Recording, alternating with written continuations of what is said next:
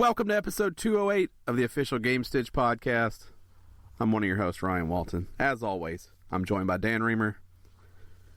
I'm here. Or not. I'm here. And Matt Bowden. I don't have to speak just because you say I'm here. I left you an area all for you, like a space. That doesn't mean I have to take it. It's all about, I'm a grown-ass man. I can make my own decisions.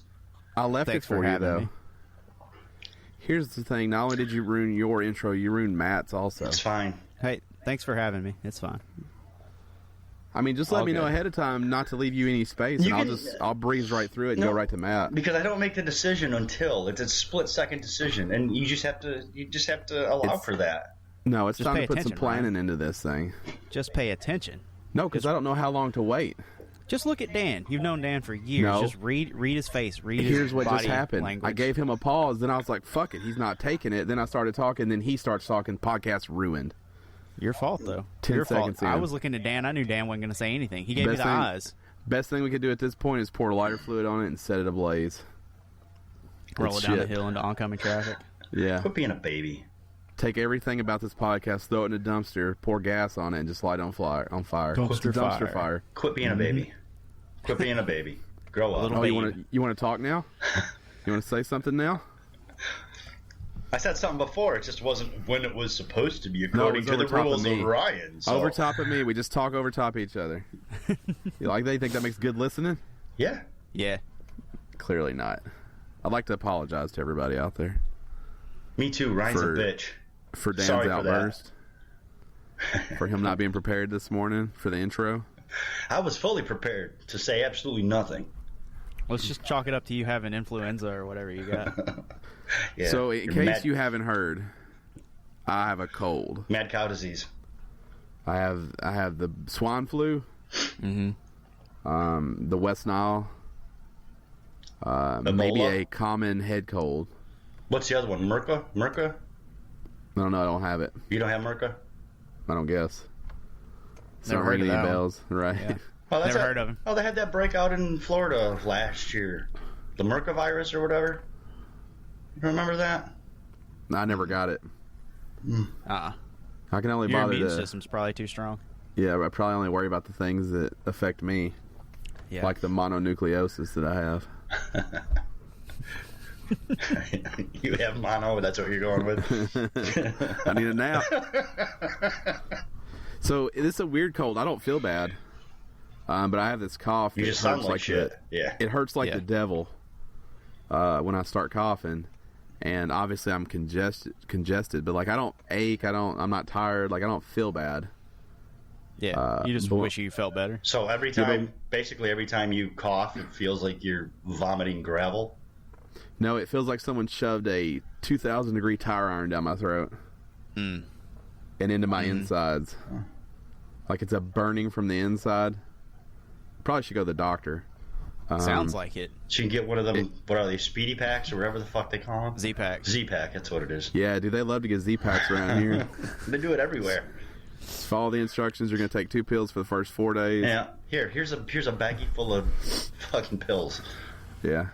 I've just been taking Theraflu and methamphetamine to get through it. So I think I'm coming out of the tunnel. I think I'm getting better. Like peanut butter and chocolate. Coming out of the tunnel is the toughest time. Yeah, like those two go together. PB&J. If you'll just drop a rock, a crystal, what do we call it with meth? It's a rock. It's a rock. A rock. If you just drop a rock into that hot Theraflu water, you give that a mix. Let it dissipate? Yeah. I wonder if it's better for you that way. You ever try to make Theraflu with milk instead of water if you want a creamier version? I have not. No, that sounds terrible. I don't think anyone tried that. It's not oatmeal. So this is our first real podcast of 2017. Yes, it is. We're here. In case you didn't listen to the last episodes and realize those weren't recorded this year. Oh, Happy New Year. If you did listen to them, you realized it. I promise. Yeah. How was the conclusion of your 2016? It was good. So, do we want to peel back the curtain about how Christmas and New Year's actually happened for us? It doesn't matter. Do what feels right. I'm pretty sure Gerald already fucked it up anyway. So on the podcast. So Christmas was good. So we haven't really sat down to do this since before Christmas. The last 2 episodes we recorded prior to Christmas, so that you guys would have something to listen to over the holiday if you were driving or flying or what have you. If you're just bored and hate your family and want to lock yourself in a room. But Christmas was good. We had like a quiet Christmas. We locked ourselves in our house. We opened presents on Christmas Eve. Went out for like Taco Bell dinner. Like we really didn't do anything. We didn't go all out. We just kept it quiet. We called our families, and then we raked in just money. Just raked in checks. Everybody sent us money, which was great. And then for New Year's, so we barely worked all week, and then New Year's, we didn't go out on New Year's either. I think we sat at the house and watched the ball drop and then went to bed. We're old people now. Yeah, I'm 30. I'm about to turn 32 in April, and then she just had her birthday yesterday.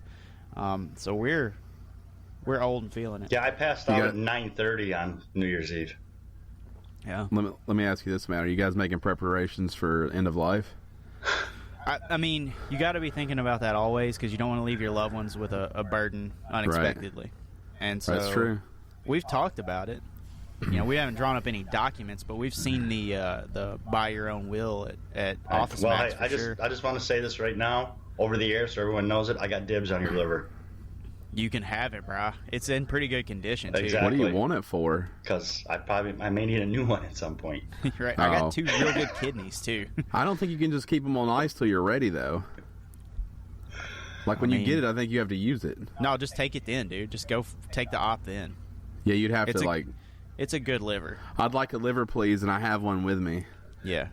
My backup kidney's probably real good. Now, my first kidney has had, Diamox and stuff pumped into it for the last 6 years. So my first kidney's probably bad, but my second kidney's probably still real good. You don't want my lungs because I had pneumonia when I was 2. I bet you can't take your own liver in and say, "Hey, I need this replaced," because it's probably it's just like when you go to Jiffy Lube or something like that to get your oil change done. You can't bring in your own filter. Just tell them you got a guy. You just bring your own liver. Yeah. I know that you guys supply them, but I have one already. Right. Do I just need somebody to install it. Right. So I want it cheaper. Right. I want to put in cheaper. Well, just double the labor cost then, though. That's what they'll do to you. Yeah. Well, obviously, because this liver's not been certified. Right. Mm-hmm. By our liver council. It's not certified pre-owned. Right. Yeah. Costs more because they can't guarantee that their maintenance is going to be good. It hasn't been to the 21-point inspection yet. Right. I played Surgeon Simulator, so if you want, I probably could just slap that thing in. I played Operations, so I could probably just do it to myself. It's fine. I'll tell you what's calling my name is Surgeon Simulator VR. You think it's better or worse? I think it's as bad as the original. Because that game is on purpose bad. Mm-hmm. It's just too fucking expensive. It's like $15. I just can't spend that on it. Because I got the first game for like 80 cents. Yeah, it was like $1 to just buy it on anything for years. There's such commitment on the behalf of the developer to make a VR game because there's just not enough people playing VR. It's too expensive. Yeah. I mean, I get it. It has to be, but the early adopters are going to pay for everything on VR because it is very expensive for the experience you get. Most things you're done with in a couple hours and are $15. Right. Yeah. And you're not having journey-like experience with these games. The one that I am loving, though, is Eagle's Flight. That looks great. Eagle Flight? Eagle's Flight? Yeah, Eagle Flight. That was really fun to just sit and watch you play, as stupid as that sounds. Yeah, so I streamed some out on the Twitch, twitch.tv/Gamestitch. And I enjoy that game. Mm-hmm. It's peaceful in a way that a lot of VR stuff isn't. Like, you really get into the role and you feel comfortable. You're not getting motion sickness, or I don't feel uneasy most times in that game. It's got that endless ocean vibe. Yeah, all your movement is done with your neck, so there's no need to like drastically turn or anything like that. You can play it in a chair. You can play it standing up, however you want with that kind of thing. But it's I don't know. There's something that's relaxing about that game. I like to jump in, play for 30, 40 minutes, and just kind of unwind. Mm-hmm. And it's one of those things that I'm not in any kind of hurry to finish because I like being able to go to it. And that's one of my surprise VR games. I thought I would enjoy it, but I thought it would be very gimmicky and I would get bored with it. But there's something fucking rad about being a bird. You can see your beak too, which is kind of hardcore. Especially a raptor style. Yeah, you see your beak though, like you see it. Like it's there? Yeah, and you see the top of your head, like you see the feathers sticking out your fucking, like your faux hawk. Yeah, you can see the feathers if you're watching, but you can't see the beak. That's the one thing I was disappointed in. I think it's because the beak is like projected like into the, like it looks 3D. Yeah. So I don't think it would translate. It's fucking cool. Sometimes I just like to sit on my nest and just look down and just be a fucking bird. It'd be cool if you could drop poop. Yeah, I don't think you can. I've not finished it. I'm on chapter 3. I think there's like 5 chapters, so I mean I am working my way through it. There's a free play mode once you finish that, and there's all kinds of collectibles. That game is very much a Ubisoft game. Oh yeah, there are collectibles everywhere. You gotta collect feathers and fish, and do this and go through this tunnel and do the rings here and do the da da da da. It's a ton of shit to do if you want to do it. Sounds like Ubisoft. Yeah. Luckily, you don't have to climb up the top of a tower and unlock the city. How awesome would it be, though, if, like, in Eagle's Flight, if, like, you could, like, go to the top of a tower and wait, and as you were sitting on top of the tower, all of a sudden an assassin climbed up and dived off? That would be so fucking cool. Like if Ezio was just jumping across the buildings as I was flying. Right. Should they have said it in Assassin's Creed and called it that? Assassin's Creed, Eagle's Flight. Eagle's Creed, or Assassin's Creed, Eagle Flight Edition. And you could just be you could just be the synchronization eagle. :VR, so people know. Colon. Can't forget the colon. It's very important. Right. The Blight Below. What's that? The World Tree Woes and the Blight Below. One of the best game titles from last year. What did you guys play over the holiday break? I know we talked about what we were going to play, what we wanted to play. Did that come true at all? My playlist has ballooned. So 2017 looks like it's going to be a year of gaming for me, where 2016 wasn't. I'm just going to say the game titles that that I have in rotation right now. So I have The Last Guardian, Overcooked, Battlefront, 2K17, WWE, Doom, Ratchet and Clank. I can't even remember all of them. That's already too many. Mm-hmm. Overwatch, Tomb Raider, Battlefield 1. I picked up Firewatch from Limited Run, so I'm going to replay that on PS4.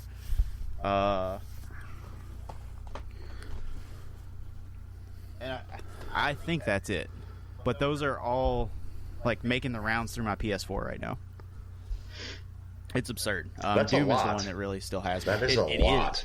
Yeah, I'm dealing with the same problem, and it's not as bad as that, but I'm playing Overcooked, I'm playing Stardew Valley, Rocket League, Eagle Flight, The Last Guardian, and we were talking about this before we recorded, but I'm getting a little overwhelmed. Mm-hmm. I'm afraid if I step away from a couple of these, I won't be able to go back, especially Last Guardian. I need to stick with that game and finish it. Yeah. So I'm terrified to stop playing it, but also like it's a little much right now. Overcooked, it's sort of like Rocket League. When you have time for it, I think it makes sense. Mm-hmm. And there's nothing to remember mechanics wise with that game. So those two kind of don't mess with each other. Stardew Valley is a pretty big investment for me right now. It's the game I want to play all the time. So I'm definitely struggling when I turn my PS4 on. For also some reason I have a weird obsession with 3-on-3 freestyle basketball. Oh yeah, that's a great one. Forgot we were playing that. I streamed some of that out the other day also.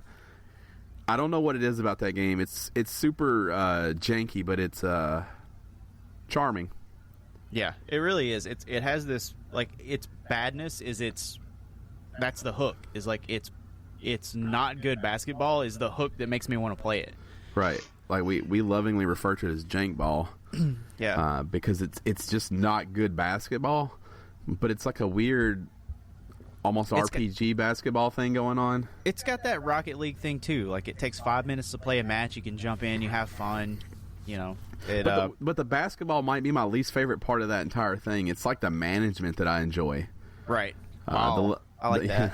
The leveling up characters, the trying to decide who you want to purchase for the new characters, deciding when you can buy manuals and when you can buy sodas, and like that management side of it I think is interesting. The learning how to play is really fun for me too, though. Like the idea that not everybody can take the ball and like score, like not everybody's the superstar. It's got that Overwatch thing of if you're a passing character, pass the ball. If you're a defensive player, be defensive.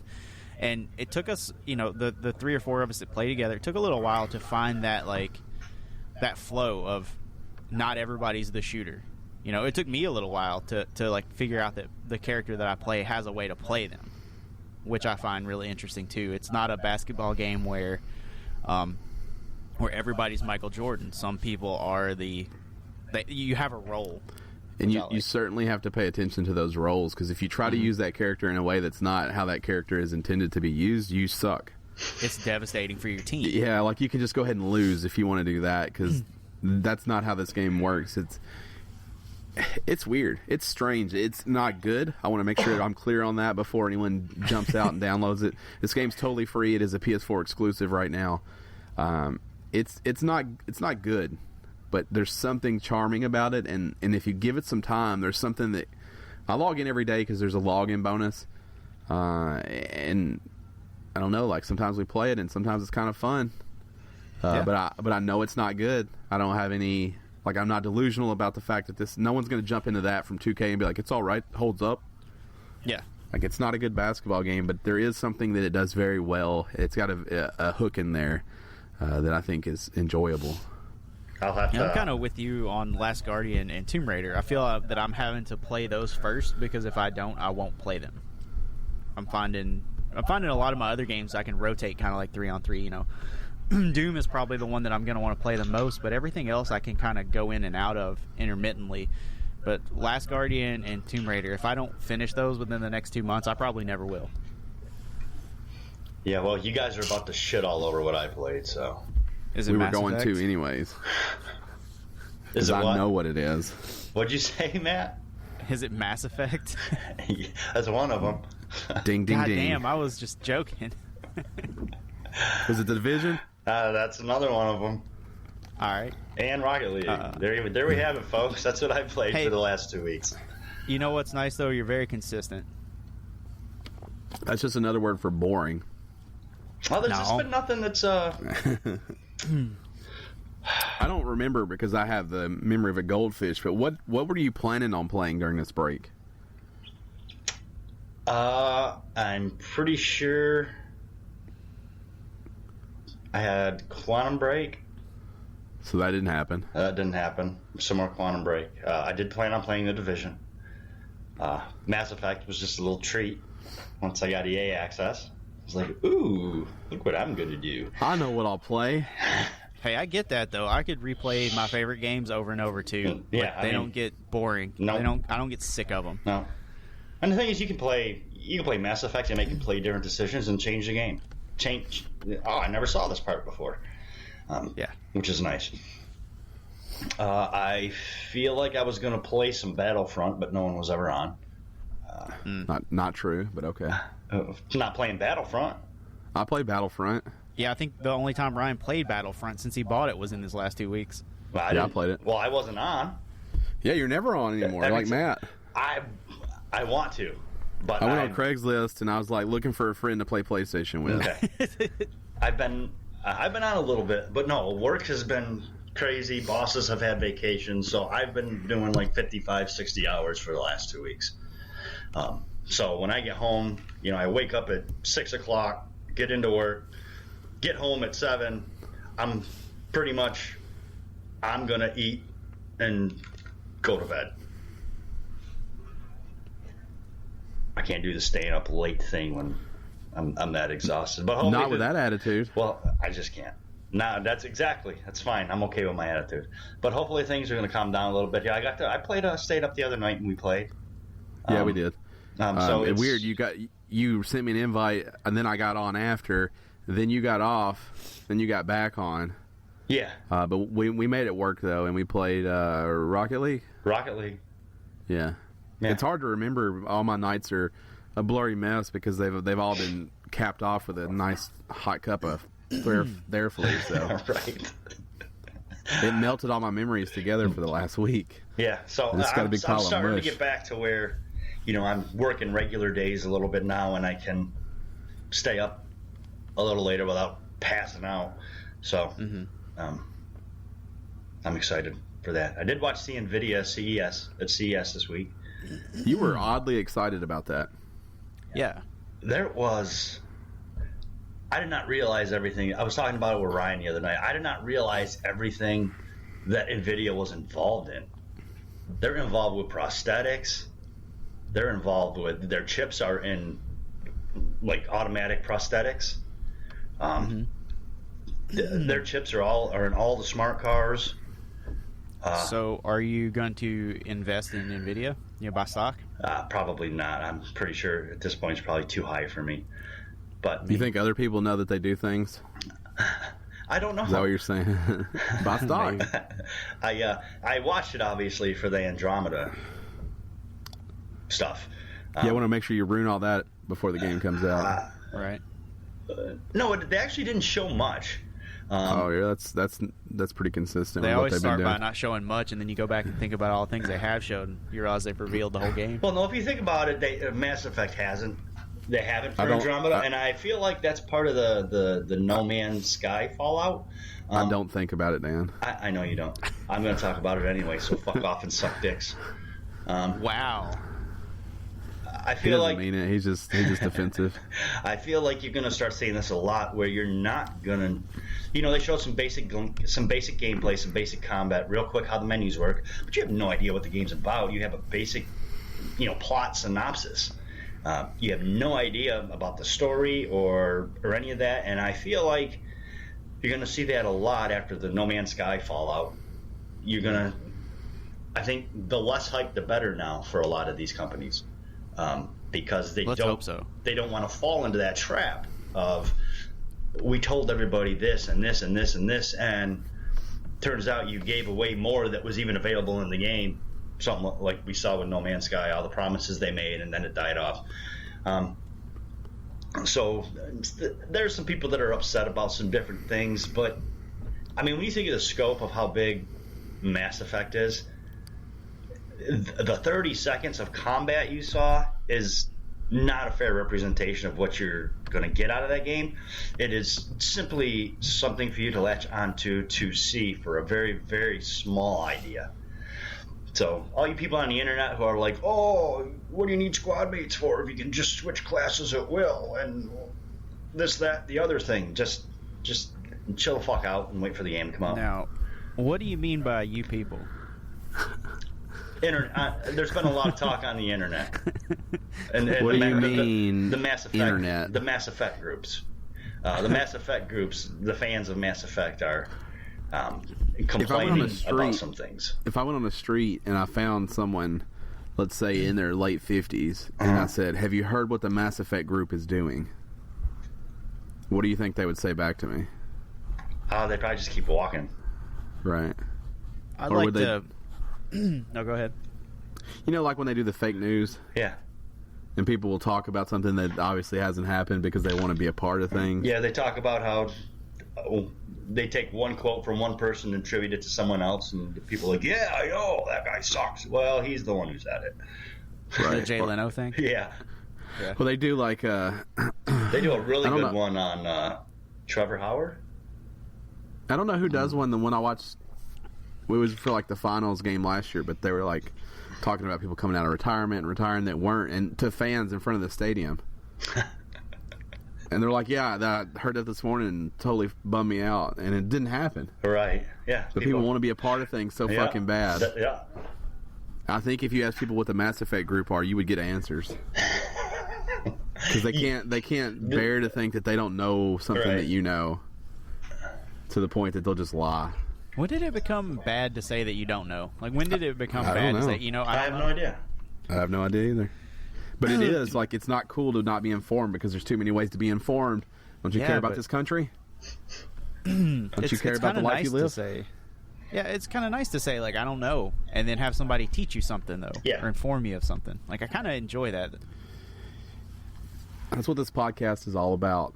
Information. Right? We're just a giant information dump. Wow.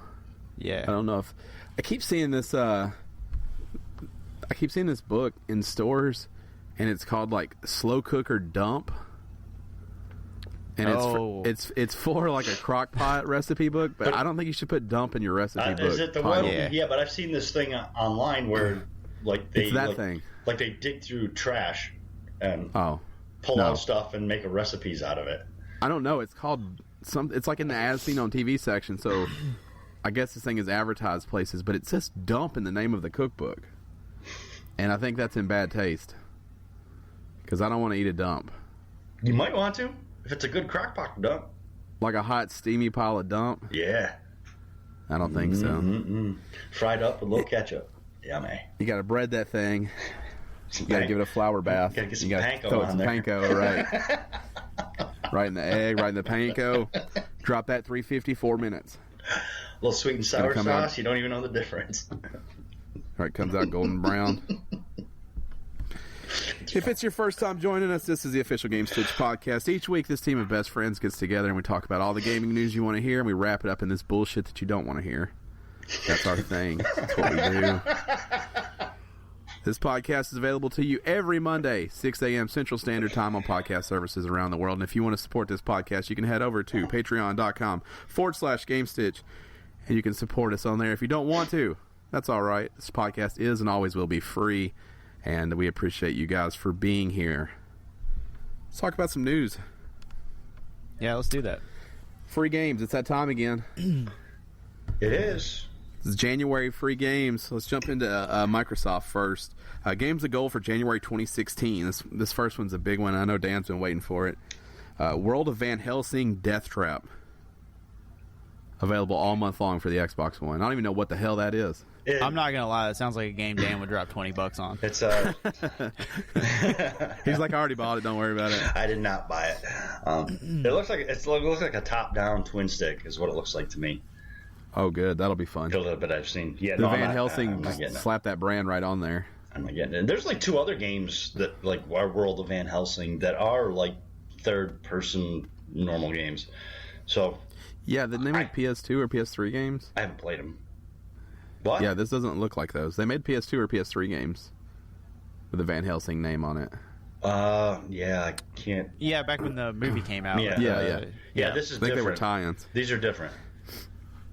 Clearly. I didn't realize that brand was so relevant, though, that you're still pumping them out.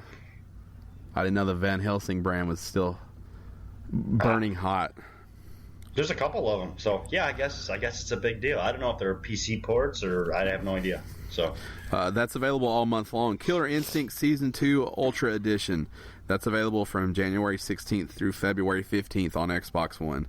We also have The Cave available January 1st through the 15th on Xbox One and 360. And Rayman Origins available January 16th through the 31st on Xbox 360 and again Xbox One because of backwards compatibility. The Cave and Rayman Origins are 2 really good gets. Yeah. The Cave was a great game. Yeah, they're older. The Cave has been free before on PlayStation Plus. Yeah. Rayman, excellent, though. Mm-hmm. Maybe the best game on that list. Let's jump over to PlayStation Plus free games for January 2016. Day of the Tentacle Remastered. That's a PS4 cross-buy, PS Vita title. I don't know. I understand the value here, but we're going to talk a little deeper about that. This is not something I'm excited about, though. This War of Mine, the little ones, PS4, that is something I'm excited about. Yeah. It's a good game. Dan was playing this game, and he wasn't trying to, but he was making me want to play it real bad. Yeah. I dabbled. It's got those things that you're going to like, Ryan. Yeah. It's got those hooks. Yeah. I know. Yeah. Maintain this stuff. Yeah. When he said I have to build a stove, I was like, I'm in. Yeah. Oh, you need a stove? I'll play. Yeah. Stove, water purifier. Yeah, when he started telling me you need you have to collect I like a resource management game. Uh-huh. That's what I it think is. if you've listened to this podcast for any amount of time, you understand I like a resource management. And this game sounds all right. I like the look, too. It's got a cool, funky vibe to it. It does. Yeah, it looks like, what was that game, that zombie side-scrolling game? Something light. Samurai Dishwasher? No, there was a... Nailed it. I'm going to find it, and then I'm just going to say it while you continue to talk. Blaze Rush for PS3. The Swindle PS3 cross-buy PS4 and PS Vita. Brilliant video game. PS Vita, and according to Matt, PS4. Pulled this list from the PlayStation blog. Doesn't say PS4. Yeah, but I've got it on PS4. Titan Souls, PS Vita, and a PS4 cross-buy. So every title on here, with the exception of Blaze Rush, is playable on the PS4. Yeah, and Swindle and Titan Souls are two great games. So they're 100%. Yeah, dude. Titan Souls is really good, and the Swindle is probably one of my favorite stealth-based, like... Oh, great. I can't wait to jump into that. Well, it's not... Imagine Sly Cooper if it were a side-scroller and it were randomly generated levels, and that's what the Swindle is. It's fantastic. If resource management is at the top of my list for things I enjoy, stealth is at the bottom. Is at the bottom. Yeah. I just want to get... Now, what is Titan Souls? Why does it seem like it would be a ripoff of Attack on Titan? Deadlight is the name of that game I was trying to think of, by the way. Titan Souls is kind of like Fury and Hyper Light Drifter mixed together. It's like an old school RPG, if I'm remembering it correctly. Let me. It seems like it would have giant grinning monsters, humanoid monsters in it that are naked. Big naked men and women. Can you confirm if there's naked people? We'll be able to shortly. Think like it's like a pixel style RPG, like Legend of Zelda, Hyper Light Drifter kind of a thing, with these like dungeons and boss battles. I don't know. It just kind of fits that mold of those adventure RPG type games. You know. It's a good game though. It's cool. It's very Legend of Zelda. So these lists probably aren't blowing your mind, and that kind of brings us to what we really want to spend some time on unpacking. Is the value still there for games with gold and PlayStation Plus? Because it would appear that the internet does not think so. Are you asking me personally, or are you asking like in general? Do I think that the general public thinks so? It's just a conversation we're having in general about the value of. I don't think games for gold has ever been a great deal. I think it's just been to copy PlayStation, but I don't with the exception of very few months on PlayStation. I don't think that there haven't been good value. I'm pretty sure games with gold came first, though. No, PlayStation was giving away games. Yeah, a long time ago. Okay. Yeah. So Dan sent me a pretty interesting article. It's called PlayStation Plus Subscribers Getting Angry About Its Free Games. It's over on Crave by Paul Tamburu. You can go read that. We're not going to read it here. But we want to give him credit for that because it kind of sparked the conversation. But has the value just changed, or is it no longer there? I guess that's my question. Well, I guess the value is still there. I think the value has changed more to reflect more of the, I hesitate to say hardcore gamer. You'll notice there's a lot of indie titles on here, and they're very good indie titles. But, there was a time when you were getting some stellar AAA games. So if you're just a casual gamer, which probably amounts to 75% of the gamers out there, that play specific franchises or games like that franchise, that are willing to try something new that they considered, that they heard a lot about, then it used to be a much better value than it is now. I think to people like us who want to play all the different weird stuff that don't necessarily want to buy it, it's a great value because we're getting, for absolutely nothing that month, we're getting some great independent titles, some great obscure titles. And I think that's the big thing, is the obscurity. There is nothing on here that people, that just your normal everyday person on the street, casual gamer, maybe, military first-person shooter gamer is going to have heard about. So it's not going to be something they're interested in. They can be like, oh, look at this. But people like us who have been watching these, waiting for price drops, check them out, seeing what they're about. I think it presents a little bit more of a value for us. So I think the value is still there. However, I think the value has shifted to a different type of gamer. And that's specifically PlayStation Plus there. Yeah, I guess for me, I'm just scrolling through this list and even going back to September, like I think it's perception. I think the issue is perception. I don't think the issue is quality. But to speak to what you said, I don't think people play the games. I think they look at them and are like, "This is some shit I don't want to play," and then that's it. But so Journey, Lords of the Fallen, Actual Sunlight. Let's see, Transformers Devastation, Resident Evil, Letter Quest Remastered. This is not all of them. These are games I think that are worth playing. Everybody's Gone to the Rapture, Invisible Ink. I mean, there have been good games come out. I think the problem is that perception of this isn't something I enjoy because it isn't X, Y, or Z. That's where the problem is, because people want them to give away Last Guardian, and they can't do that. Right. And I think that's just a problem in what people perceive they're supposed to get for free. They're releasing good games. They're releasing very, like, Pumped Up BMX came out 2 months ago, and I spent more time on that game than I did in Rocket League. Right. Like, there are good games that come out that you have to pick up and play. This, like, not to sound like fucking stupid, but the entitlement of people with PlayStation Plus, they think that they're supposed to get Assassin's Creed Syndicate every month. They're supposed to get a copy of Overcooked for free. They're supposed to get Doom when it's 3 months after its release. Mm-hmm. Like, that's the problem. PlayStation Plus free games is not about giving you games that are selling. It's about giving you games that you may have missed, right? These are great games that you may be overlooking because you already have Doom and WWE and Last Guardian and Tomb Raider. Like, you've already got those. So don't forget to check out Swindle. Don't forget to check out Titan Souls. Like, there are other games out there. Don't miss This War of Mine just because you didn't want to spend, because you thought you wouldn't like it. Right. To me, that's what PlayStation Plus free games are about. Right. I think it was probably a month ago. I think we talked about how the dashboards don't really have an editor's choice type thing. I think with the games with Gold and PS Plus free games for that month, that's almost a very simple minor form of an editor's choice list.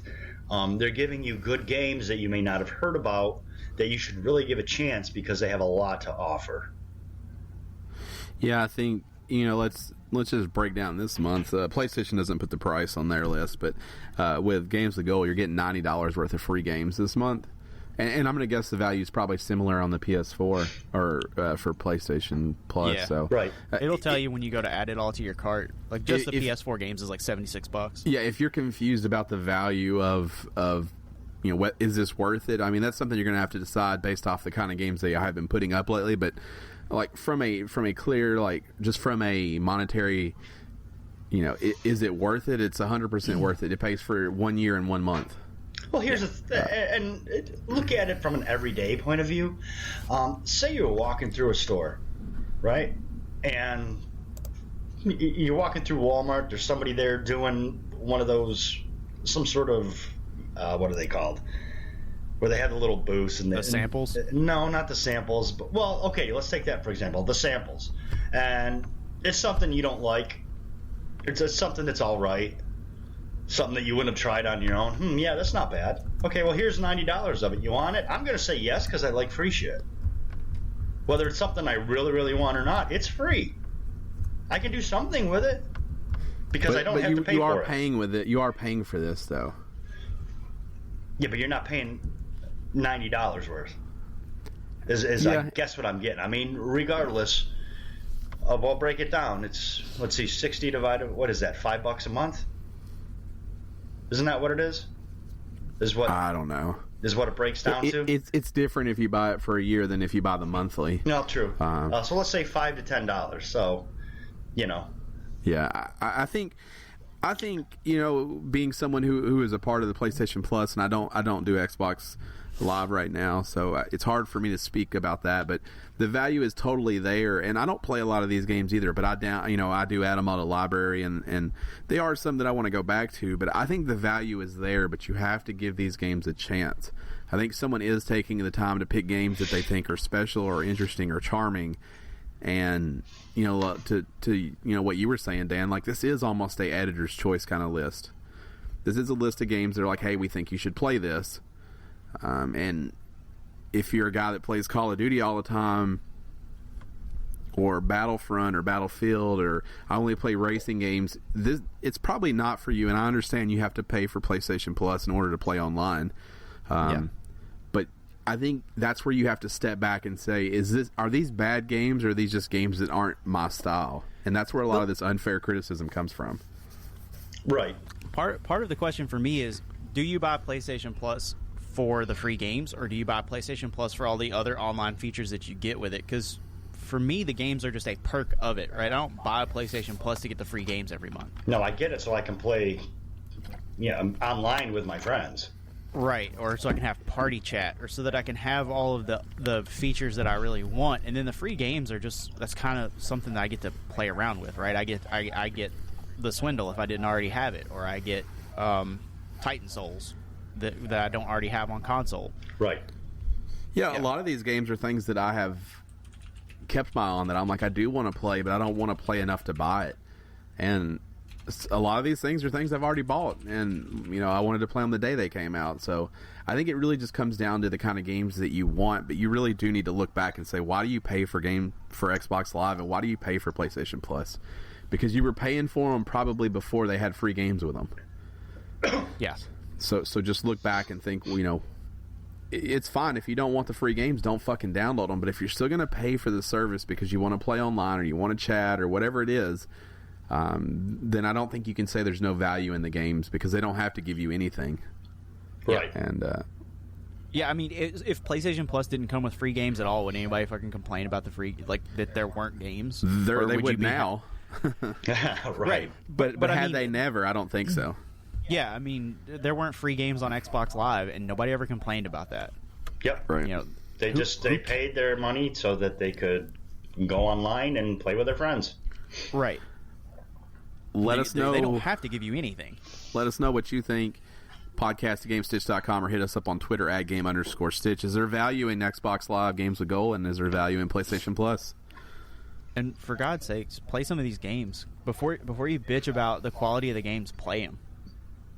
Yeah, so I would say just, I read through a lot of comments on the story that Dan had sent me, and I have to believe they are from people who have not played most of these games. Right. But they don't want to give them a chance because they don't perceive them as value. Right. Well, they're not the kind of thing they play. I get it. There's a lot of times where they put the list up, and we've done it on this show where we're like, great. What a great fucking month. But then you might play Pumped Up BMX and be like, wow, this is okay. It's just so hard to tell if the value is there or not until you try it. But every month I feel like there's at least one thing that's totally worth playing that is included in this membership that you have to pay for anyways. Right. Yeah. So let us know. Let's jump on to some headlines. Dan, her first one's for you. Mass Effect Andromeda finally has a release date. Yes, it does. March 21st, 2017. How do you feel about that date? I'm not sure what you're asking. Is that a good time to release that game? Yeah, is that the right time to release that game? I think regardless of when it goes out, BioWare and the Mass Effect universe has such a fan following that I don't think it really does matter. March doesn't usually tend to be incredibly busy, so I don't know that it's a bad idea. Like I said, due to the following, regardless of when you put it out, it's going to sell. There are people who love BioWare. There are people who love Mass Effect. There are people who have been tracing this game for years. So I don't know. Yeah, I'm not sure that it's necessarily a bad idea to put it out in March. Here's a question that I have. Horizon comes out like 3 weeks before that. Mm-hmm. Are people going to pass up Horizon to pick up Mass Effect? I don't know. That's my concern, is that there are bigger titles, not bigger, there are big titles coming up in 2017 in March in that first quarter. Yeah. I don't know. I don't know what happens here. If I had to play one of those, I'm playing Mass Effect. Me too. But, I mean, that's a real concern, is what I'm saying. Like, if I had to play one of those, a choice has to be made. It's February 28th, I think. Is that right for Horizon? Yeah, something like that. 27th, right. 28th. Okay, like so that, yeah. the last week. So you have 3 weeks to play. Horizon doesn't look like the kind of game that you'll be through in 3 weeks if you're playing with an adult schedule. Yeah. I then can't immediately jump into Mass Effect unless I want to be done with Horizon. That it's already starting to be a problem, and that doesn't count anything else that's coming out that I want to play. So Mass Effect's going to be your game that lasts 4 or 5 months too. Even on a single playthrough, you're talking about on an adult schedule, at least a month to finish that. On a 10-hour, 12-hour a week schedule, you're talking about a lot of time to finish that game. So I can't imagine wanting to play both of them at the same time, especially if you're guys like us who have 8 games in rotation. And that's not counting the fact that we got the Switch coming out this year and games coming out on that, Legend of Zelda, and you got all this other stuff coming out in 2017. Right. That seems I'm kind of in agreement with Ryan. I don't know if it's a bad time to release that game, but I think it might be a bad time to release both of those games so close together. So let me just give you a few things real quick. Gravity Rush 2, Resident Evil 7, Biohazard. Yeah, that's a big one. Let's see. I'm trying to sort out the bullshit that no one's going to play. Well, why'd you say Gravity Rush then? Gravity Rush has got an okay following. Yeah, but it's small. I mean, that's like it's like Metal Gear following. You can't put Metal Gear out there because not everybody plays it. Sniper Elite probably has a decent audience. Halo Wars 2, Lego Worlds, Horizon. Well, here's the thing that's Wildlands. Here's the thing that's Star Trek interesting Bridge about all these Crew. games you're talking about, though, Ryan, is if you really look at those games and break all those games down, they all have different audiences. Yeah, I guess my concern is financially, can people who don't already play Mass Effect take a chance on Mass Effect? Well, I think it's no different than the middle of November with Christmas coming up. Yeah, but I bet they could have got out in summer, probably around absolutely nothing. Right. You either come out in the summer with nothing else, or you come out at Christmas when Christmas money's flowing and people buy multiple games at a time. If that game can get away from some of these others, I'll probably buy it. But if I'm still playing Horizon, it's of no interest to me. I'm not worried about it. I'm not getting Horizon. I'm waiting for Mass Effect. Right, but you're not that people. You're already going to buy it no matter what. They could come out with a dick-shaped game that you shove up your ass and you buy it. Like, it doesn't matter. I think if you're going to pick one or the other, you pick Horizon first because Mass Effect is timeless. You're going to be able to buy Mass Effect for the next 3 or 4 years, and it's going to hold up. I think Horizon's one of those games that if you don't play it in its first year, you're going to miss the boat because the replay value, to me, I don't imagine that to be a game that has the replay value or the multiplayer following or the fan following that Mass Effect does. Right.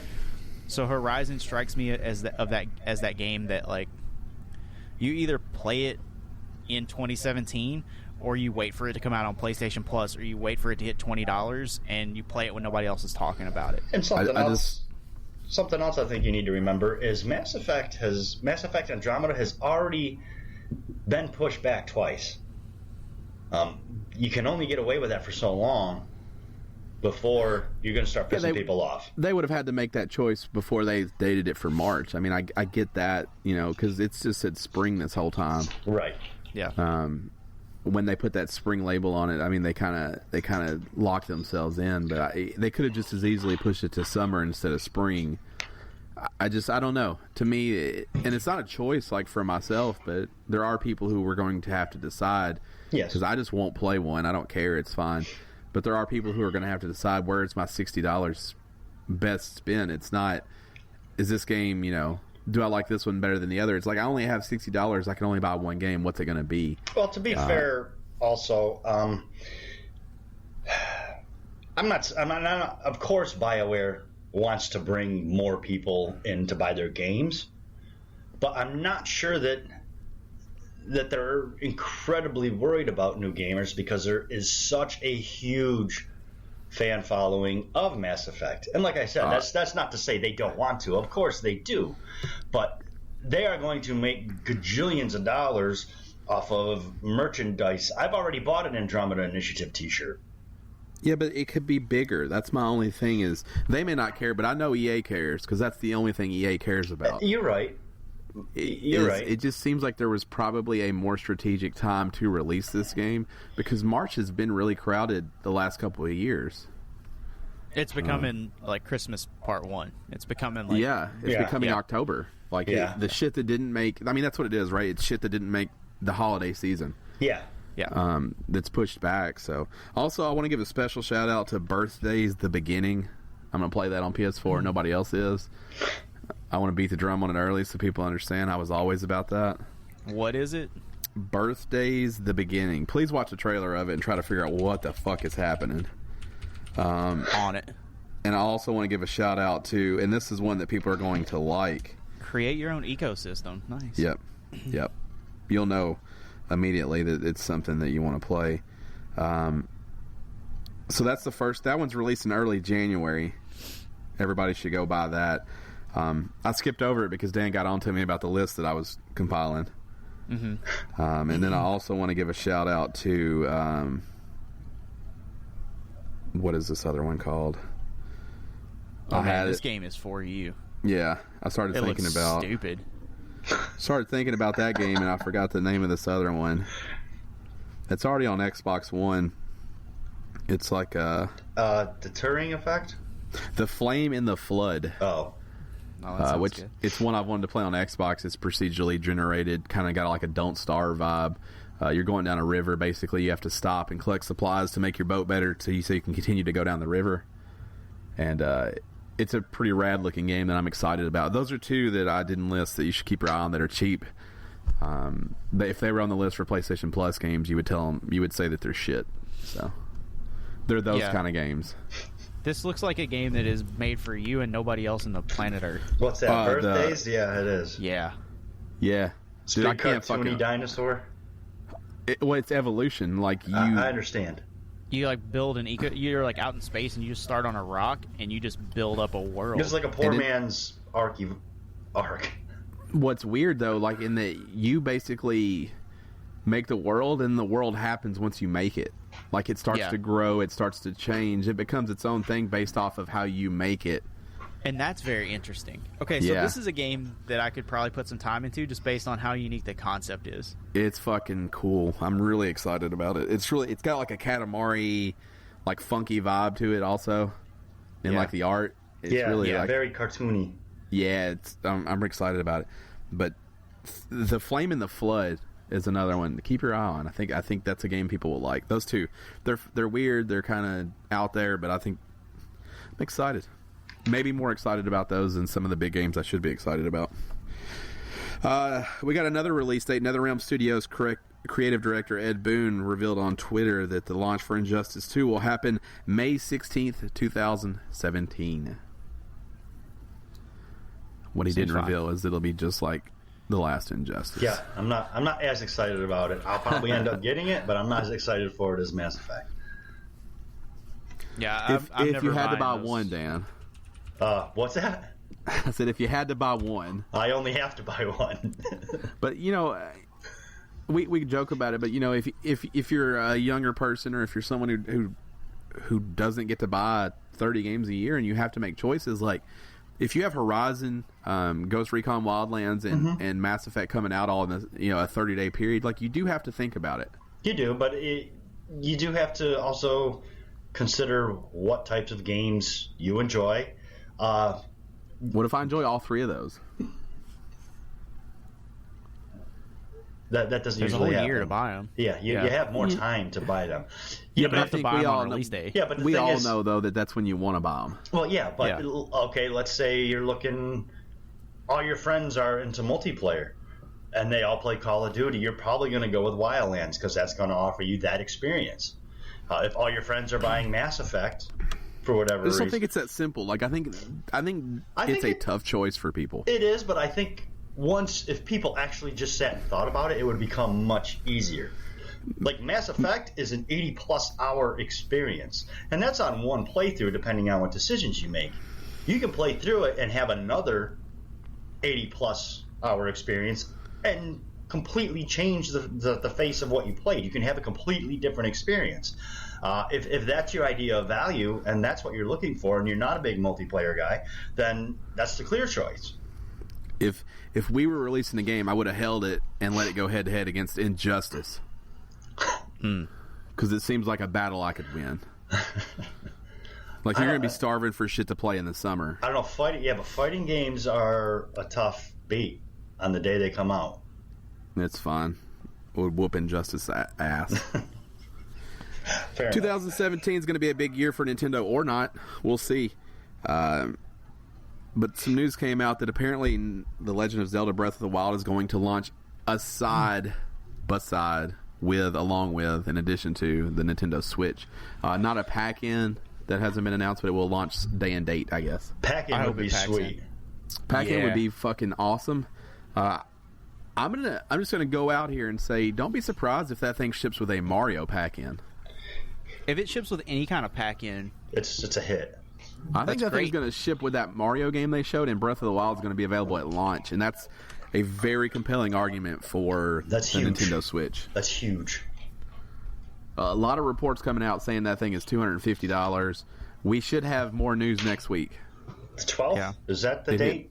Yeah, the 12th at like 3 a.m. or something fucked up. Yeah, it's something stupid in Japan. It's Japan. Well, yeah, because it's Japan. So it's 3 a.m. their time. Oh, that's weird. Well, that's so that it'll be our time. It's for an American audience, yeah. Yeah.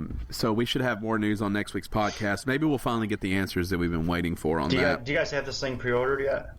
No, Is it even available? GameStop is not taking pre-orders yet. No. I didn't think so. They're waiting for that price to lock down. But they've got signage up in their store, though, about the Switch, but you can't pre-order it. I don't think so. I asked last time I was in there, and they said they haven't done them yet. No, I saw signage when I was in there this week, but you can't pre-order it yet. That's weird. But there's signage about all it is just it goes like on the top of the cap. I'm excited. It's just a picture of the Nintendo Switch, and it says Nintendo Switch on it, but you can't pre-order it yet. I'm excited about it. Grasshopper's free-to-play PS4 game Let It Die has passed 1 million downloads. Publisher Gung Ho announced this week. To celebrate, everyone's getting a free heavy metal item. Have you guys played this? Yeah. Yep. I have not. It's neat. I think it's a game that you have to give a lot of time to, and I'm not in a position to do that. It's cool. I watch people stream it. You get changes as you get higher in the the higher floors in that game because you're trying to climb a tower. What do you mean changes? You mean like just the way that you have to play that game? No, just in the way that you have to play that game. The later game is obviously different than what I'm experiencing early on, but it looks like it stays and changes into something pretty cool. And I'd love to be able to give more time to it. It's really low on my list of games to get back to. I got to get that Farming Simulator 2017 in. Right. That's real high up on my priority list. I got to get back to No Man's Sky. Those two are eating away at me. So, I gotta do something there. That's all of our news. Got a big announcement. We announced it last week, maybe the week before. Who knows? Because those episodes are old. It was said. Yeah. We hit our Patreon goal thanks to our supporters over there, especially Garrett. I know he upped his amount in order to put us over the top. Big thank you for that. So we are going to play a game from our back catalog, but the fun part about this is we're about to pick for each other. And we haven't discussed this ahead of time. We've seen the lists, but nobody's even said what they think. Each of us submitted a list, but there's been no conversation. Matt made one comment to me, and I shut that shit down. Yeah, real fast. What was the comment? He commented on what Gerald should play, and I said, no talking about the list. Yeah. I want it to all be organic. Yeah. So this is totally, we're going to unscripted. We're going to go through the list of games that are on our back catalog one at a time, and we're going to choose for each other. And the treat for you guys is that we are then going to stream out us playing that game. So me and Ryan, we will choose for Dan. You and Dan will choose for me. Is that right? Me and Dan will choose for you. Yep. Okay. And then we will all choose for Gerald, and he's not on here to defend himself. Awesome. Right. We will all stream out this game. We're not going to beat it, probably. Like an hour. Yeah, just bear with us. We're going to play that game for you guys to watch, and there should be some fun commentary on there. The point of this is not to punish each other. It's just to get us to play something we probably won't play. Yeah, you think now, so? Are we gonna play this? Are we gonna play this solo, or are we gonna play this with like party chat on so that we're all playing together? Like, what's we'll the just plan? kind of see how it's going. It depends on the kind of type of game. If it's a single player game, then there is no party chat for it. So to dip a toe in, we're going to start with Gerald. He's not here. Right. So I've got his list of games. I'm going to read through them. You guys stop me whenever you want. We'll have just a free flow conversation. First game on his list.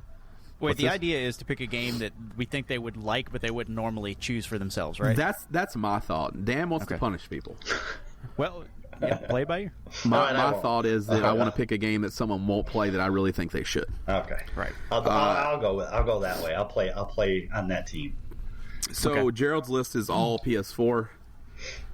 Metal Gear Solid 5: The Phantom Pain, Rebel Galaxy, Pirates Treasure Hunter, Spelunker World, Resident Evil Revelations 2, Styx Master of Shadows, Plants vs. Zombies Garden Warfare, War Thunder, Road Not Taken, Battle Island, Velocity 2X, Helldivers, Trove, Everybody's Gone to the Rapture, World War Toons, Lords of the Fallen, Hawken, Killstrand, Zombie,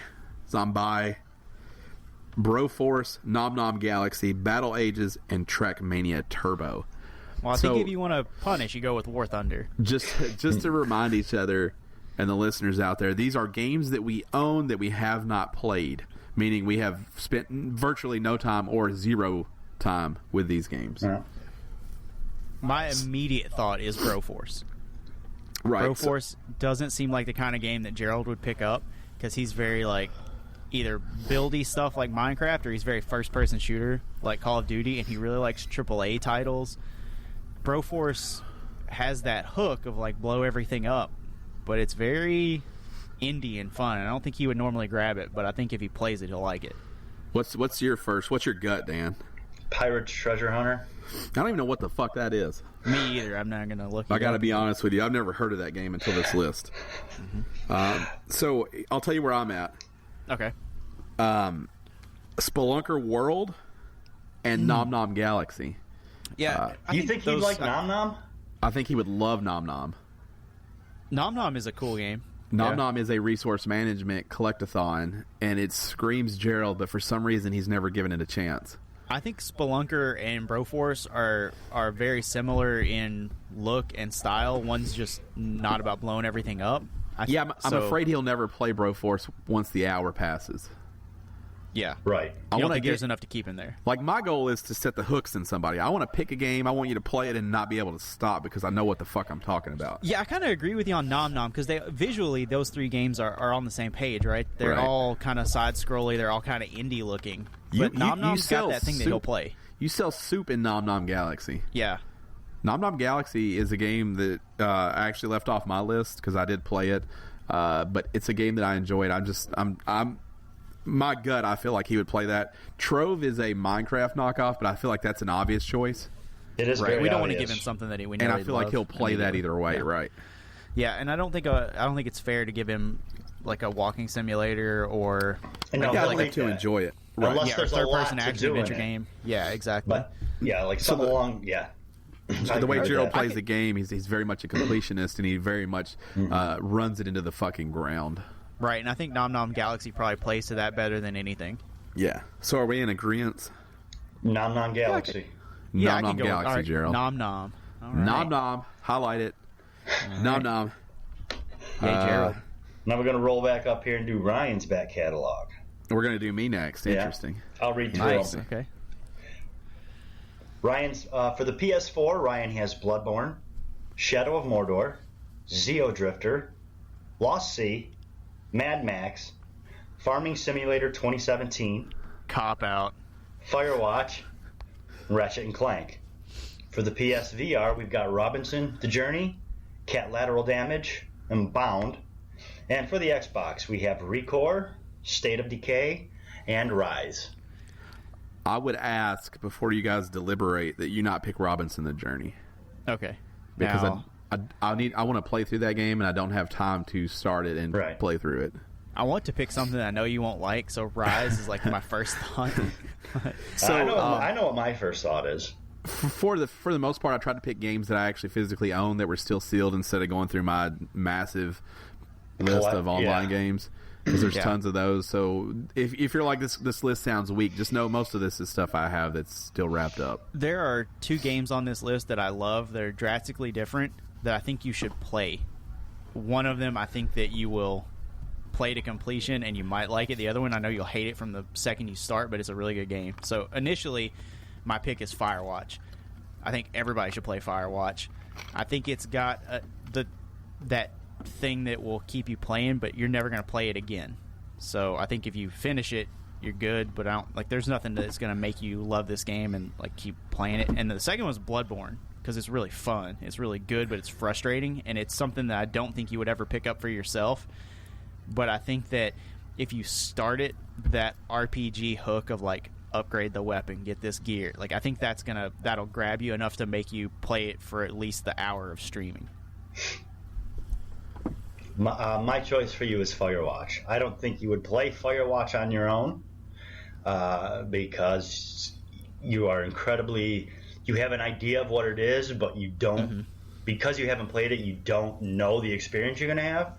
And because of that, I think you wouldn't take to it on your own. But I think if you play it, you will love it. And as far as the replayability, Matt, I think that's true for anybody who plays it, whether you love the game or not. There's not a lot to go back to. There's not a lot of replayability factor, but you don't need it because that first playthrough is just so brilliant in what it does. My concern is that if he doesn't finish it, if he plays it for the stream and then he doesn't continue to play it, he won't ever touch it again. I don't know if that game can hook Ryan, but I think that everybody should play it. I happen to know that Ryan loved 3/4 Home and Eternal Sunlight? Actual Sunlight. Actual Sunlight. I just want to chime in and say that this is not the way I thought this would go. This is a very odd choice, I feel like. But and I feel because there are obvious games for you on here, like Ratchet and Clank and Cat Lateral Damage. Oh, right. Those are games that you can play those whether we choose it for you or not. Well, see, I think Firewatch you might never play. No, that's why Firewatch is weird to me, because Firewatch is 100% a game I'm already going to play. I thought that would be one that you guys completely stayed away from. Mm-hmm. Nah, dude, because that Firewatch has been out for a year now, and you haven't touched it yet. But I bought it the day it came out. I planned to play that game. It's just everything had been more. I want to play this more. Right, and I think a jump start will really make you. Right, because Firewatch is one of those games. I think you will want to finish the game. I think you will be this is incredibly, this is a great game. This looks great. This plays great. Everything about this is cool. And I don't know that you would be as intrigued by it to get started without a push. And I think what you just said is things kept coming out and you just kept pushing it back. That will continue to happen with Firewatch. But there are things on this list that I will absolutely never fucking play. Yeah, but Firewatch is one that you should, and you never will if somebody doesn't tell you that you have to. And it's one that and it is one that I feel you will incredibly enjoy. Especially after some of the conversations we've had about 3/4 Home and Actual Sunlight. So we've got Gerald for Nom Nom Galaxy. We've got me playing Firewatch. The next list is Matt's. All right. Stick with me. This list is lengthy. PS4, Invisible Ink, Super Time Force Ultra, Everybody's Gone to the Rapture, Letter Quest Remastered, Transistor, Gone Home, Extreme Exorcism, Rebel Galaxy, Home, Lords of the Fallen, Zombie, Paragon. I'm not playing Paragon no matter what, by the way. Initially, that's where my heart went. PC, he's got Ink, Home, Uncanny Valley, Oil Rush, Intrusion 2, English Country Tune, which has got me excited. Tiny and Big, Grandpa's Leftovers, Dear Esther, Cook Serve Delicious, Proteus, Capsize, Solstice, and Rius. Roos. Rius. I like Rius better. We're going to call it Rius for this list purpose. Roos, I have... So there are some of these games, just full disclosure, I've put about a half hour to an hour into, a year ago. So Proteus, Dear Esther, and Roos, I've played before, but not long enough to keep playing. Super Time Force Ultra has got about a half hour on it, so I would have to delete the save on that one. Okay, where are you at, Ryan? Why don't you go first? Why don't I go first? My first question to you is, Matt, did you play Gone Home on PC? No, I don't own it on PC. I got it on PS4. Okay, so you've never played Gone Home? No, I've never even fired it up. Gone Home is my pick for you.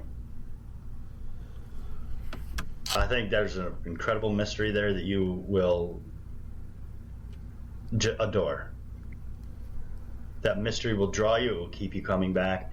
It will keep you following. You will search for everything in that game.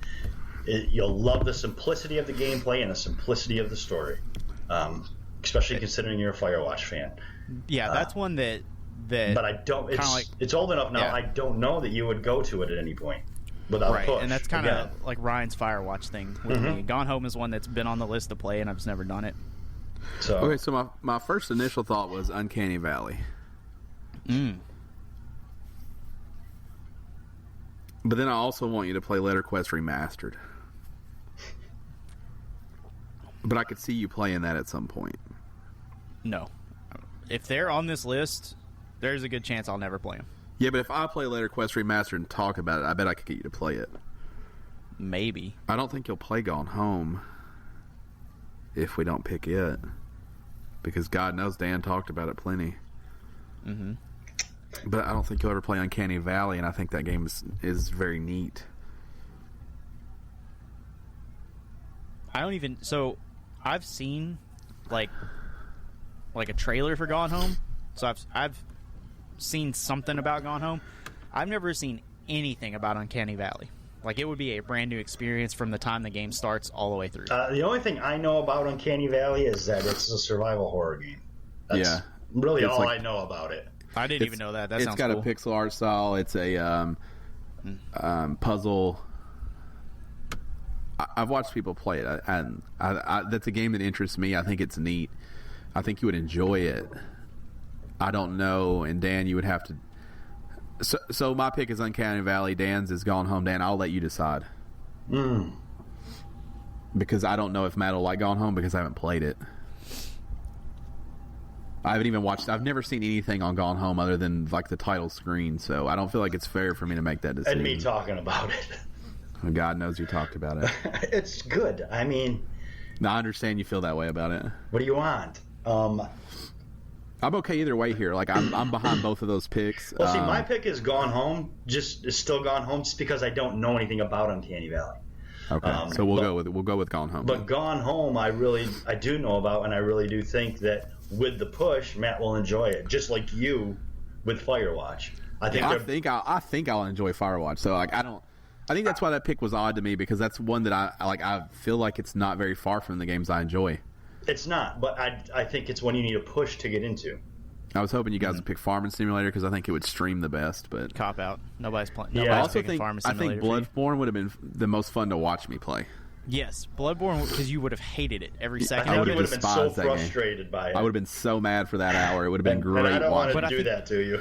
Right? I think there are things in that game that will get you to play it. Like, I think they're like. I mean, I was excited enough that I bought it. I bought the physical copy of that game. I want to play it. I just never will. Yeah. Okay, so Nom Nom Galaxy for Gerald, Firewatch for me, and Gone Home for Matt. Now we're on to Dan's list. For Xbox One, we've got Battlefield 4, Battlefield Hardline, Unravel, SSX, BioShock 2. For PS4, we have Broken Age, Doki Doki Universe, Ether 1, Helldivers, Never Alone, Nom Nom Galaxy, Race the Sun, Star Wars Battlefront, This War of Mine, The Little Ones, Transformers Devastation, Valiant Hearts, The Great War, and Zombie. And full disclosure, Dan did play This War of Mine for like 10 minutes. Yeah, for like 10, 20 minutes. Yeah. Matt, where does your heart go? There is only one game on this list, and it's Helldivers. So, I think Dan would like Never Alone the most on this list. Helldivers has that. But I think you want to enjoy Helldivers by himself. Buy this gear. Go back to the thing. Like, he's got to have somebody play with him for that to be any fun. That's true. That game would be awesome if we played it together. Let's all play it together. But then I want him to play Valiant Hearts because it's a fucking crime that he hasn't.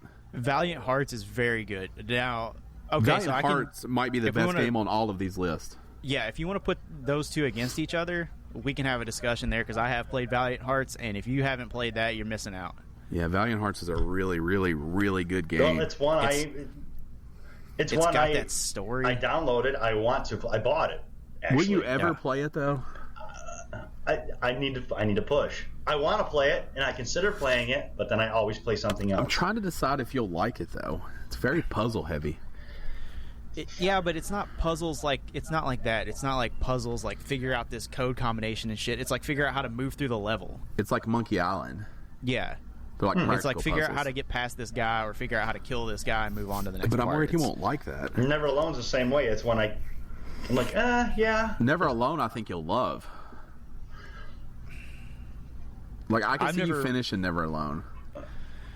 Yeah, Never Alone has that art style thing going for it that's going to suck Dan in whether the game's good or not for Dan. And I think that game's okay. Yeah.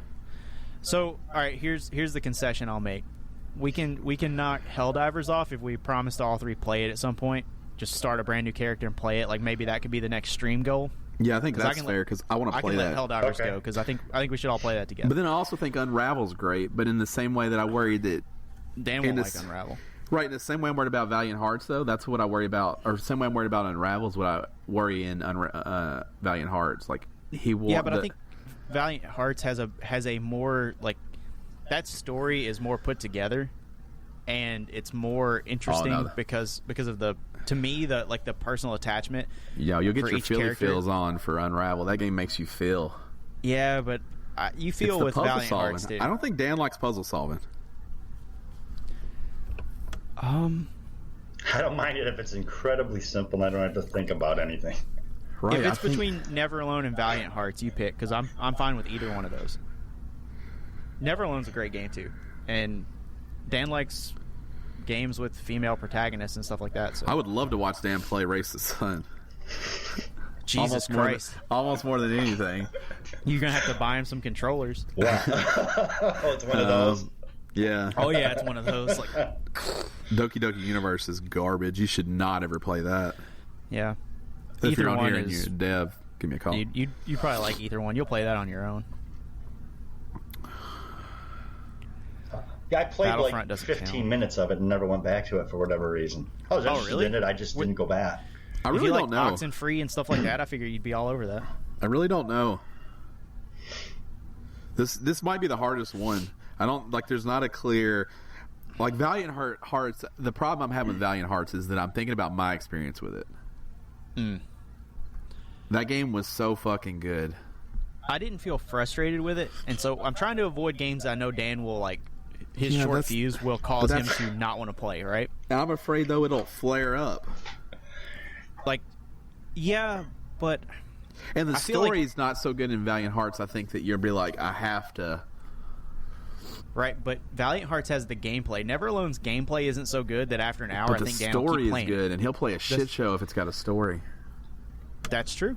Never Alone, dude. I can go with that. Never Alone, because the gameplay is so meh, but that story is good. So we'll go Never Alone. Yeah, because you will finish that story. But you're doing yourself a disservice if you don't play Valiant Hearts. You're going to attach that little Eskimo girl. Okay, I'll keep that in mind, that I need to go back and play Valiant Hearts. You should play Valiant Hearts, and you should also play Unravel. If it's free on EA Access, you should play Unravel. Because that game will give you the Philly feels, even if you don't care about the game itself. So, while we're doing this, since we've talked about Helldivers, can we go ahead and just set a Patreon goal right now that we'll all three play Helldivers? Yeah, we'll pop Helldivers in at we're at $10. We'll pop Helldivers in at $15, so $5 more than we have right now. Yeah. And we will all play Helldivers together and stream it out for you guys. Yeah. Sound good enough. We're also going to look at adding a $5 tier. I know that we've talked about that before, but we jumped from, I think, $1 to $10, and we want to add a tier in where you can actually get some stuff. So I think we're going to look at doing that very soon also, maybe in the coming week. Like a $5 donation tier or a $5 goal? A donation tier. The $5 goal. So our $1 jumps all the way to $10 after that. I see. And $10 obviously is a big commitment, and for $1 you don't get anything. So from 1 to 10 you basically don't get anything but a shout out. And as much as we appreciate you guys, we want to make sure you're getting something for your money also. Yeah. So we'll try to do something that's from the heart at the $5 tier. And obviously if you're already donating, you would qualify for that. All right, now quick question on our streaming for our games. We're going to be setting up like a time, a schedule, and getting that out, right? Yeah, this is going to be a process. We're not going to bust these out in a week because we want to make sure you guys know when it is and can be available to watch if you want. Yeah, I'd like to have a couple weeks notice because part of what we want to do is get the streaming worked out, make sure that there's a schedule, make sure that people can watch it, make sure that it's going up on YouTube and Twitch and all that stuff. So there's a lot to go with this, but we do have the games picked, so probably by February, I would say we can start these. Just to recap, we've got Gerald playing Nom Nom Galaxy, we have me playing Firewatch, we have Matt playing Gone Home, and we have Dan playing Never Alone. I think those are good lists. I think those are very fair, and I will tell you on my part, I feel like that is ultra fair. Mm-hmm. I thought I was going to have to play Bloodborne. I was almost sure that I was going to have to play Bloodborne. I would never do that to you. Even if I wanted it to be punishment, I would not make you play Bloodborne because there's no way I want to play it. So when I glanced through these lists, I thought I'm going to make Dan play Nom Nom Galaxy because I tried to play Nom Nom Galaxy. I was going to make Gerald play World War Tunes because I don't know what it is. I thought I was going to have to play Helldivers. And what's the one for Matt that I was sure we were going to... If I was being an asshole. Oh, Paragon. Oh, yeah. That would have been the one. Those would be like... play that fucking MOBA. Yeah, play that fucking MOBA. Play that MOBA hard. I thought those would be fun to watch us stream. I think the games we picked will be enjoyable, though. I mean, it just goes to show that we are kind and gentle souls. I'm actually kind of excited to play mine. Me too. Like that's the thing. Like it's like I'm glad I got this push because now I can play it. Now I have a chance. I guess that's what I'm dealing with. It's weird to me is because like you guys are like you will never play Firewatch. I can't even think that way because I'm so sure that I will. Even though obviously I haven't after like a year and a half. You would always have something else. Probably, but I'm so positive in my head that I will play that game. So that's why I tried to remote play it. I got in the elevator and then the button wouldn't let me push it. And so I never played it again. So I've literally played 30 seconds of that game. No, it's but I'm excited about it. Like I don't like that's as easy as a pick for me as like Farming Simulator was. So I'm excited. I'm gonna be honest. I was a little pissed off that neither of you guys had Life is Strange on here. I don't own Life is Strange. Is the only problem. I know. If I owned it, that would probably be the one that I'd want to play. God knows you would have picked it too. Yeah, I would have. Yep. Or if the Division was on here, my God. No, I wouldn't have picked the Division because I don't think... Division's one of those like Helldivers. If we could play it together, sure. I don't know. I tried that. I would start with a new character to play with you guys. I'll keep that in mind. No, you won't. I'll never buy it. You'll forget about it. If that game's ever free on PS Plus, we can talk about it. You've forgotten about it already. What are you talking Sony about? shits or gets off the pot and gives out a good game. Yeah. Follow us on the social medias. Together we are at @game_Stitch. I am at Podcast Ryan. Dan is at Shirtless Dan. Matt is at Goddammit Matt. And Gerald is at Hoffin Show, no matter what he tells you. Hoffin Show.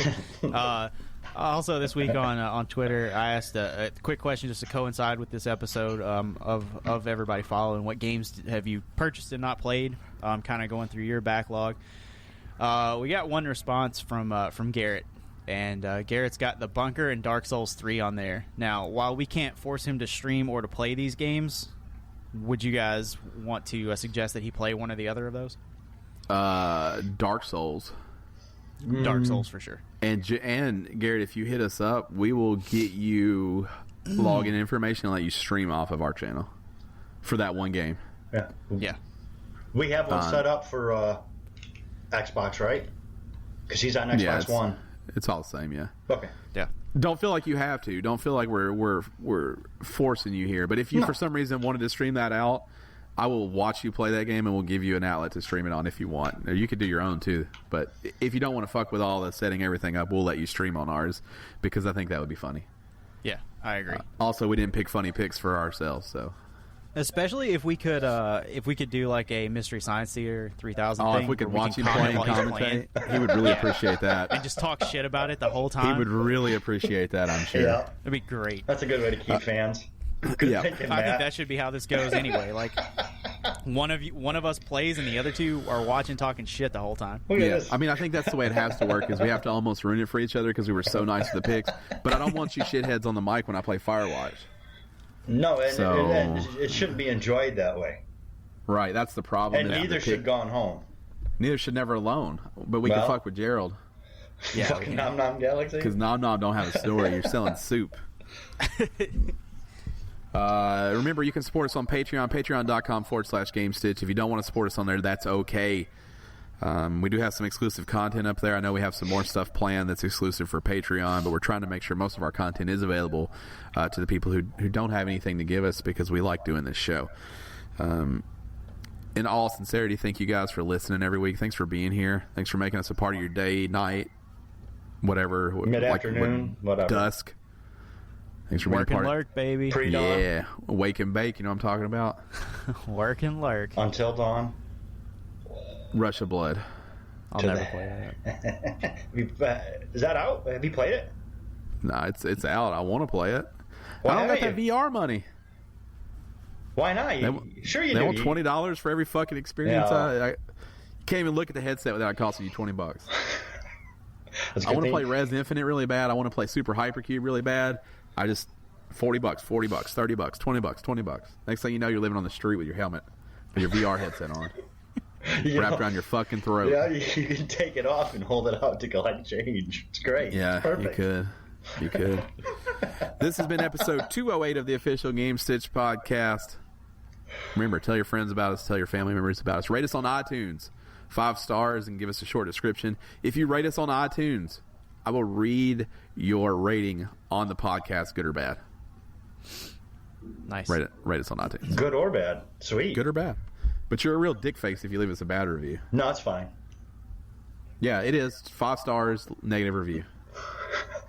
No problem with that at all. As long as we get to 5 stars, you can say whatever you want about us.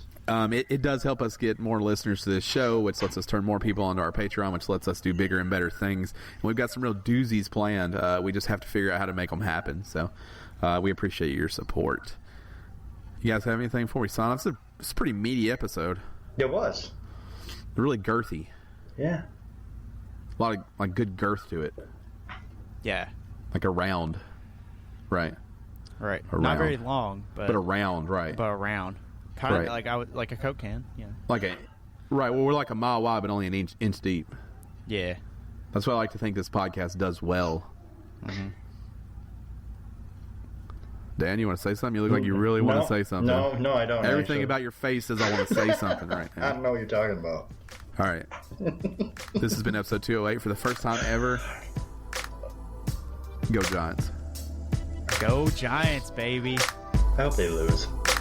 Just give him this. They made it. They made it. There's a wild card today against the Packers. Come on. That's going to be a tough game. They're going to lose. At least let him have it one time, right? Shut up, man. They're going to win. Good night. Good night. Good night. Go Giants.